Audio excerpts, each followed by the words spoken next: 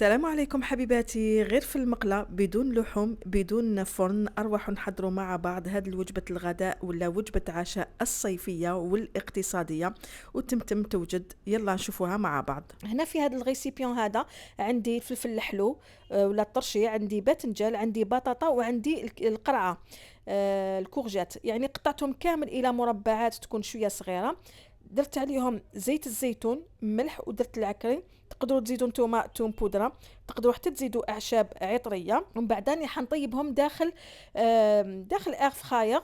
نتوما اللي ما عندهاش المقلاة الهوائيه تقدروا تحطوهم ولا تفرشوهم في سنيوه، تدخلوهم داخل الفرن يطيبوا، ولا تحبوا تقليوهم، هنا لكم الاختيار. خليتهم يطيبوا كي شفتهم قريب يدخل لهم طياب، راح نوجد لهم هاد لاصوص طوماط.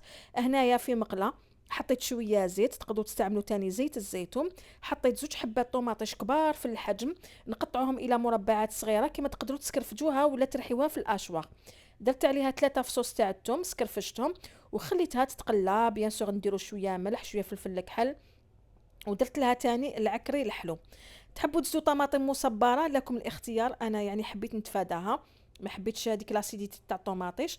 خليت شوفوا هذيك الطوماطيش حتى طابت. في نفس الوقت الخضر راهي تقلات ولا تشوات ما شاء الله، غير بكميه صغيره تاع زيت الزيتون.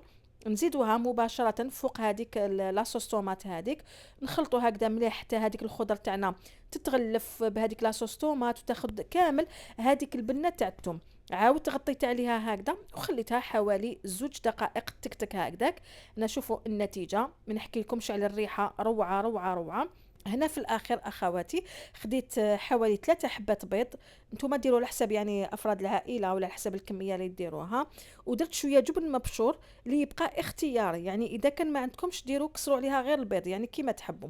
تقدروا حتى ما تكسروش عليها البيض، زيدوا ديروا لها شويه زيت الزيتون وكلوها هكذاك، راح تجي تاني بزاف بنينه. هنايا درت لها كيما قلت لكم هذاك البيض، شويه جبن مبشور، وعاودت غطيت عليها قسم يذوب هذاك الجبن.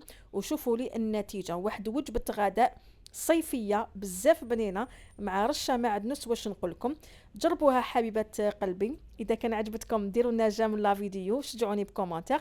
نقول لكم شاهدكم في الجنه. ما بقى لي برك نبقيكم على خير. تهلاو في صحتكم، احبكم في الله، في امان الله.